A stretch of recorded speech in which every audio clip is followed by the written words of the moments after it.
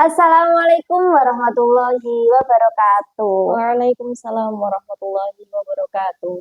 Seluruh pemirsa DU Multimedia dimanapun kalian berada, hari ini DU Multimedia akan menghadirkan suatu acara yang eksklusif, yaitu Sedap Santri Darul Ulum Podcast. Bersama saya, Hairina Salamah, dan tamu undangan kita yaitu Ustazah Ana Zahratul Munawwarah. Sebelumnya kita perkenalan dulu ya dengan Ustazah kita. Ustazah Ana ini jauh-jauh dari Jambi ya? Ya, dari Jambi, tepatnya di Pulau Sumatera. Yang tepatnya Jambi itu berada di tengah-tengah ya, bukan kalau di Jawa itu kan ada Jawa Tengah, ada Jawa Timur, Jawa Barat, kita berada di tengah-tengah. Jadi kalau andai kan ada antara Barat, ada Tengah, mungkin Jambi menjadi Sumatera Tengah. Nah, kalau boleh tahu tuh Ustazah itu kok bisa sampai sini gitu loh, itu dari mana? Ya, ceritanya panjang. Tapi untuk mempersingkat cerita itu adalah saya berada di pondok pesantren Darul Ulum yang saya cintai ini itu dikarenakan yang pertama saya sedang berkuliah di suatu universitas yang ada di Kota Kudus, yaitu IAIN Kudus. Kalau zaman saya ya, kalau sekarang katanya udah UIN nih. UIN apa? Katanya UIN suku kayaknya. Tapi masih proses lah. Kemudian karena saya memang dari rumah itu menginginkan suatu tempat yang harus berada di pondok pesantren.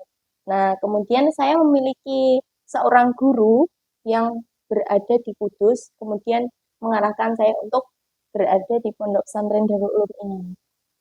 Yang mana ketika saya melihat pondok ini, meskipun depannya berupa makom, yang biasanya kalau makom itu terkenal serem gitu kan, horor. Tapi sekali melihat bangunannya, wah cocok nih. Gitu. Ya, iya, megah. Terus rasanya kayak, masa ini pondok kayak hotel gitu sih, megah banget gitu kan. Tapi akhirnya ya berjalan sampai sekarang. Kalau emang kesininya itu tahun berapa? Saya kesini pada tahun 2018. Berarti sekarang udah hampir 7 tahun. Ya, kurang lebih seperti itu. Sudah lama sekali. Nah, di pondok pesantren ini kan kita hidup bersama-sama ya? Ya, betul. Pasti kalau sistem pembelajaran di pesantren dengan di sekolah kan pasti berbeda. Sangat berbeda sekali. Kalau di pesantren tuh gimana sih metode pembelajaran untuk santri-santrinya gitu? Kalau metode pembelajaran yang ada di pondok pesantren itu kan banyak ya kan?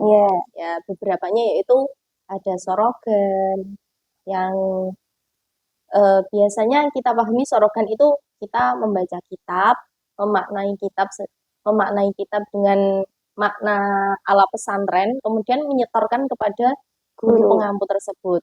Kemudian ada bandongan, yang mana bandongan itu guru membacakan kitab, menjelaskan kitab, sedangkan kita hanya memaknai dan mendengarkan, memahami. Kemudian ada musyawarah atau bahasa masail itu kayak suatu forum gitu ya? Iya, suatu forum. Kemudian ada metode ceramah itu ya, kalau metode ceramah mungkin sama lah seperti yang ada di sekolah-sekolah biasa ya kan. Kemudian itulah menurut saya uniknya di pondok pesantren, yaitu kita masih apa ya, melestarikan budaya-budaya dari zaman dahulu. Metode yang tidak pernah luntur. Memang itu adalah metode yang ada di pondok pesantren. Sangat berbeda dengan metode yang ada di sekolah formal saja ya. Beda lagi kalau ceritanya sekolah formal tersebut ada di pondok pesantren. Pasti kan ada diselipin metode-metode pesantren tersebut. Ya tergantung pesantren itu sendiri. Nah, tadi kan ada metode musyawarah. metode musyawarah kalau di Pondok Pesantren Darul Ulum itu sistemnya bagaimana? Oke. Kalau metode musyawarah, namanya musyawarah di dalam setiap pondok pesantren itu kan beda-beda Iya. ya caranya. Nah, kemudian yang berjalan selama ini yang ada di pondok pesantren Darul Ulum itu adalah yang pertama itu dari awal itu kita berdoa, kemudian setelah berdoa kita melalar atau menghafalkan, membaca nadzoman bersama-sama. Nah, kemudian setelah membaca nadzoman itu kita langsung fokus pada eh, pelajaran per kelas masing-masing, yaitu tahapannya yang pertama membaca, ada satu orang perwakilan membaca kitab dan memaknai. Di situ tujuannya, jikalau ada teman-teman kita yang ketika belajar atau memaknai kitab itu tadi eh, ketinggalan atau ngantuk atau apalah ya, Iya. itu bisa mengikuti atau bisa mengulas kembali. Kemudian nanti setelah itu akan dimuroti atau dijelaskan. Langsung setelah penjelasan itu tadi, eh, kemudian presentasi. Di dalam presentasi itu tadi, setiap kelas atau audien yang ada di dalam kelas itu tadi boleh melemparkan pertanyaan kepada pembawa materi ini tadi. Jadi itu sudah diplot-plotkan per kelasnya masing-masing gitu. Ya, betul. Karena nanti kalau tidak per kelas masing-masing, kan pelajarannya Beda. berbeda-beda. Nanti jelas akan bingung. Nah, di Pondok Pesantren Darul Ulum ini kan juga ada diniyahnya ya. Ya, betul. Itu dimulai dari tingkatan apa sampai apa? Oke, kalau di dalam pondok pesantren Darul Ulum ini, madrasah diniyahnya yaitu dimulai dari ULA atau setara dengan kalau sekolah formal itu disebut sebagai MI, Madrasah Ibtidaiyah atau SD gampangannya kita ya.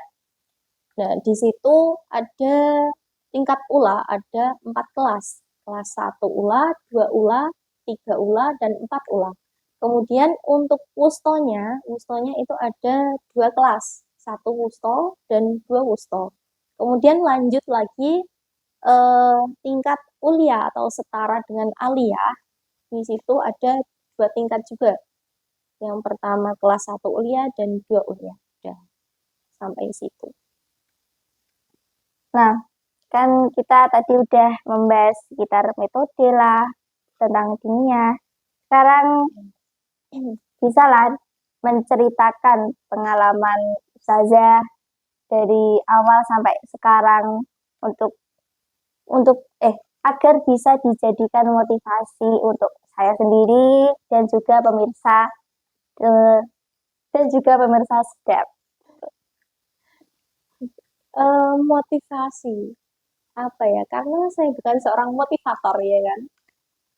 Kalau menurut saya namanya berada di pondok pesantren itu kita terutama yang udah lumayan apa ya, gampangannya udah berumur pasti banyak kendala-kendala dari segi apapun, entah kitanya yang udah males karena merasa udah tua atau gimana, entah dari faktor keluarga, entah apa, pokoknya pasti ada aja.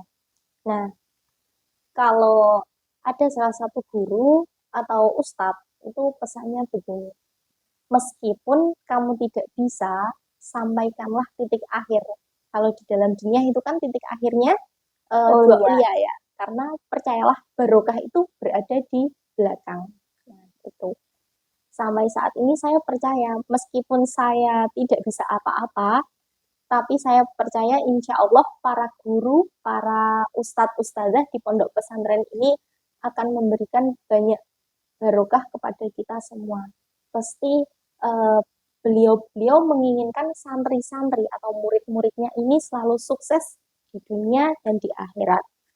Gitu. Terus kalau berada di madrasah diniyah kita ini ya, pastikan ada hafalan, ada nazoman. Yang pertama itu kan kalau eh, ada itu Budi Susilo yang mana itu membahas tentang akhlak, tapi dia berupa syair bahasa Jawa. Kemudian ada apa? tasrifiyah ya, amsilat tasrifiyah, Sorof ya. sorof, ya betul.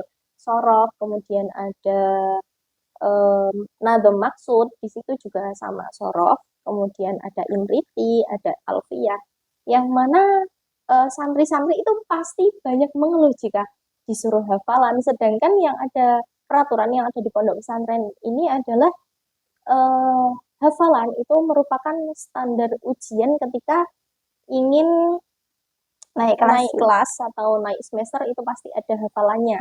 Nah, di situ banyak sekali mengeluh.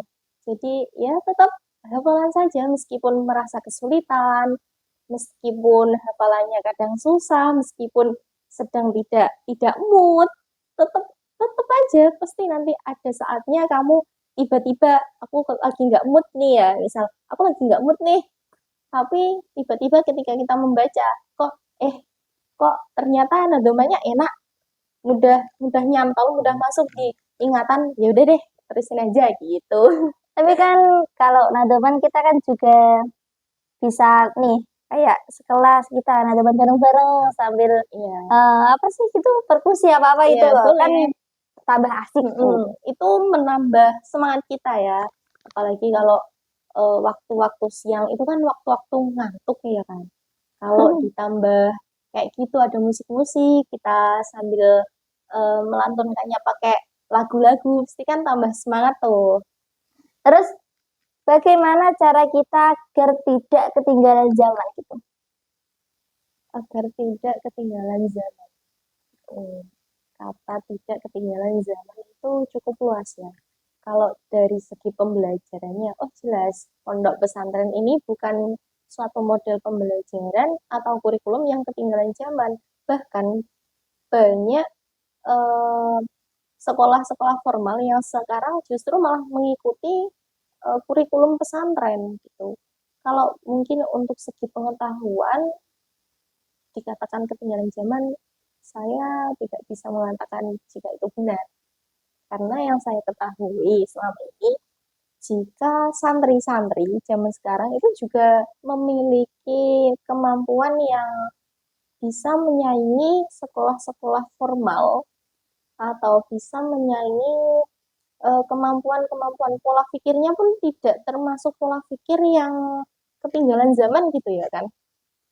Kalau untuk mungkin zaman sekarang itu kan penuh dengan teknologi. Iya, Oh jangan gadget. salah, meskipun kita tidak setiap hari membawa alat teknologi, tapi insya Allah informasi itu akan sampai di lingkungan kita pondok pesantren ini. Karena selain dari alat teknologi juga, kita kan juga memiliki sumber lain. Contohnya kadang kita ada itu koran, surat kabar.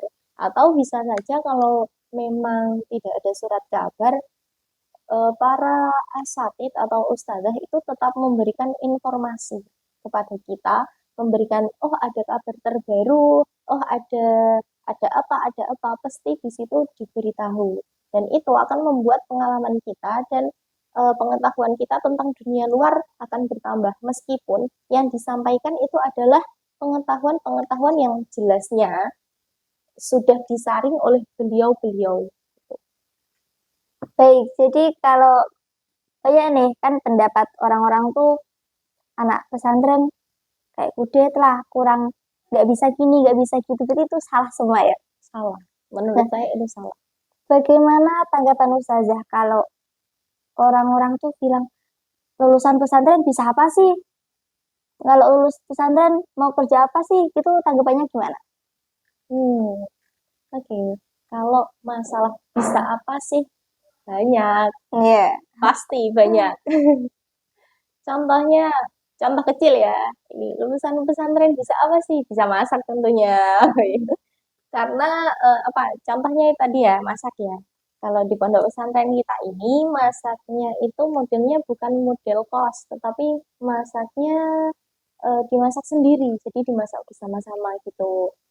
Mungkin ada perwakilan tiket beberapa orang gitu kan. Nanti terus masak untuk jatah satu pondok.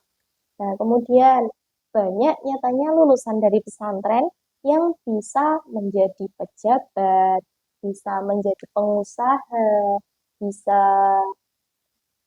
berpolitik, eh, apalagi ya, banyak pokoknya. Bahkan sekarang itu apa ya namanya, untuk lulusan pondok pesantren itu dipermudah aksesnya untuk menjadi seorang seperti polisi atau ada perawat atau apa itu kabar yang saya dengar itu seperti itu, aksesnya itu dipermudah. Apalagi dia adalah seorang penghafal Al-Quran, itu insya Allah untuk kemana saja aksesnya sangat mudah. Kalau di itu apa namanya perguruan tinggi, nah itu bisa jika kita memiliki ijazah pondok pesantren, madrasah diniyah itu tadi ya, madrasah diniyah itu kita bisa mengajukannya untuk masuk ke dalam universitas meskipun kita tidak memiliki ijazah formal SMA. Baru tahu ya. Jadi kayak asumsi orang-orang luar sana itu berarti salah semua ya tentang kita, ya, tentang santri gitu. Ya, mungkin karena mereka tidak apa ya, tidak masuk ke dalam dunia kita. Jadi mereka kan tidak tahu apa yang ada di dalam dunia kita. Padahal dunia kita itu sangat luas cakupannya ya kan. Baik, kali ini kita dapat informasi banyak sekali dari Ustazah Ana gitu ya. Suatu keberuntungan buat saya dan pastinya juga untuk pemirsa Sedap gitu. Saya juga sangat senang berada di acara ini ya. Acara apa tadi Kak? Sedap, Santri Oke, Darul Santri Podcast. Darul Ulum Podcast. Nah, nggak kerasa nih, kita udah lumayan lah ya. Kita berapa menit tadi kita ngobrol-ngobrolnya. Semoga pembicaraan kita dapat bermanfaat bagi semua pendengar. Amin. Kemudian semoga kita bisa berjumpa lagi di lain waktu. Baik untuk seluruh penonton, selalu ikuti acara kami di Sedap Santri Darul Ulum Podcast. Karena kita akan mendatangkan tamu-tamu spektakuler untuk season-season selanjutnya. Baik, saya akhiri. Wassalamualaikum warahmatullahi wabarakatuh. Waalaikumsalam warahmatullahi wabarakatuh.